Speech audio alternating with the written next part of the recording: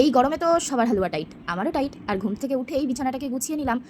আজ আর এই গরমে চা খাইনি, সোজা দুধ আর ওটসের দিকে হামলে পড়েছিলাম। তো ওটস খাওয়ার পরে বাসনটাকে মেজে নিলাম। আর আজকে কিন্তু ওটস দিয়েই সারাদিনটা চালাবো। তো দেখো রান্নাঘরে চলে এসেছি। প্রথমেই একটা ডিমকে হালকা লবণ আর একটু পেঁয়াজ কুচুনি দিয়ে ভালো করে নেড়ে চেড়ে ভেজে নিতে হবে, যেমন করে ডিম ভুজিয়া বানাই।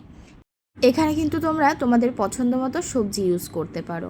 আমি দিয়েছিলাম আলু, পটল আর মূলো, যেহেতু আমার কাছে কোনো সবজি ছিল না। পেঁয়াজ দিয়েছিলাম, তারপরে লবণ আর হলুদ।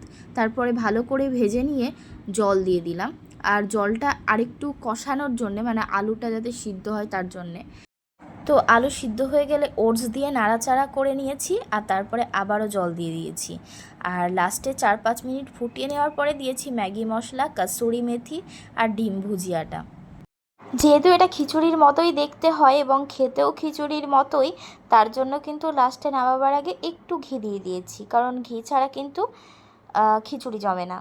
তো তারপরে দেখো আরেকটু নাড়াচাড়া করে দিয়েছি, আর কিন্তু খেতে ভীষণই টেস্টি হয়েছিল। আর এইটা কিন্তু তোমরা লাঞ্চেও খেতে পারো, ব্রেকফাস্টেও খেতে পারো এবং সন্ধ্যের টিফিনেও খেতে পারো। তো আজকের রেসিপিটা তোমাদের কেমন লাগলো অবশ্যই কমেন্ট করবা। আর যারা ওয়েট লস করার চেষ্টা করছো তারা কিন্তু অবশ্যই খেয়ে দেখতে পারো। এটা কিন্তু ওয়েট লসের জন্য খুবই উপকারী।